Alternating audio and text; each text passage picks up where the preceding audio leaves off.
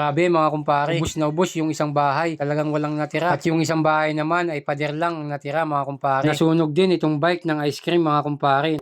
Magandang araw mga kumpare. Ako nga pala ang pinakagwapo niyong kumpare sa balat ng lupa. Ngayong araw nga pala ay pupuntahan namin yung dalawang bahay na nasunog sa Barangay Gubat, Daet, Camarines Norte. Dadalaw kami at maghahatid ng tulong na nanggaling sa ating mahal na kongreswoman na si Rosemary Conejos Panotes. Siyempre kasama rin namin dyan ang aming Chief of Staff na si Sir Volter Conejos. Siya yung naatasan ng ating mahal na kongreswoman para magbigay ng tulong sa mga nasunugan. At yun mga kumpare, nag-grocery na kami ng mga dadalhin namin para dun sa dalawang pamilya na nasunugan. Ano yan? Gold label? Opo.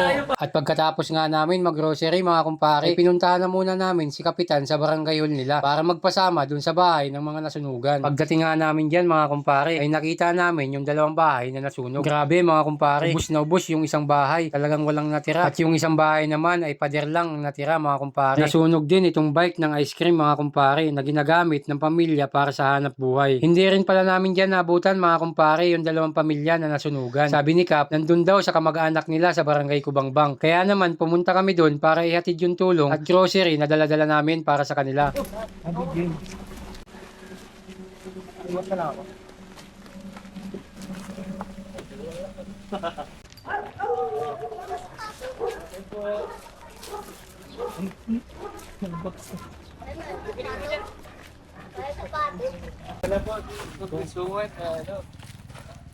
Magkakaiba yan, huwag mo yung isama. Hindi, isang pamilya man lang sila dyan.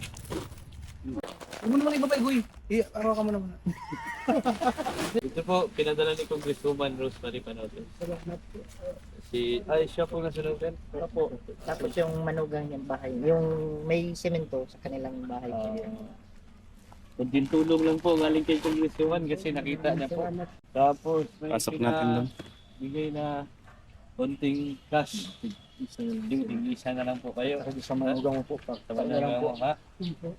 Galing po yan kay Congresswoman. Kagabi nakita ni Congresswoman, sabi niya puntahan daw ngayon. So, dito po, pinabitbit niya sa amin. Para sa inyo. Tapos, galing kay Congresswoman Rosemary Panotes. Manok po namin. Maraming salamat dito. Ayun ang bahala dyan. Ha? Ingat po kayo. Basta kung ano may tutulong pa ni Congresswoman, magsabi lang po kayo kay Kap. Ha? Hindi po. Thank you.